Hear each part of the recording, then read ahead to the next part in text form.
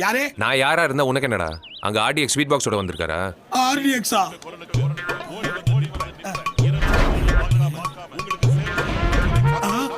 ஆமா வராரு. அது ஸ்வீட் பாக்ஸ் இல்லடா, சவபெட்டி. பெரிய பொண்ணு இடுப்பு கீழே ஜாதி பிரச்சனை உண்டாக்குனல, அந்த உண்மை தெரிஞ்சு உன்னை கொல்ல வராரு.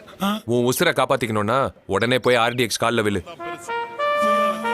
தனியா போய் மன்னிப்பு கேட்டா உதைப்பான். இப்படி பப்ளிக்ல வச்சு மன்னிப்பு கேட்டா பெரிய மனுஷன்ற கெத்த காட்டுறதுக்கு மன்னிச்சு விட்டுருவான். ஐயோ ஐயா, என்ன மன்னிச்சிருங்க ஐயா. டேய், என்னடா நான் பண்ண வேண்டியது நீ பண்ற? உர்ரா ஐயா. பசுபதி ஐயா, நடந்ததுக்கு எனக்கு எந்த சம்பந்தமும் இல்லைங்க. அதேதான் நானும் சொல்றேன், நடந்ததுக்கு எனக்கு எந்த சம்பந்தமும் இல்ல. நான் ஒரு கருவிதான், எல்லாத்துக்கும் காரணம் அந்த பசுபதி தான்.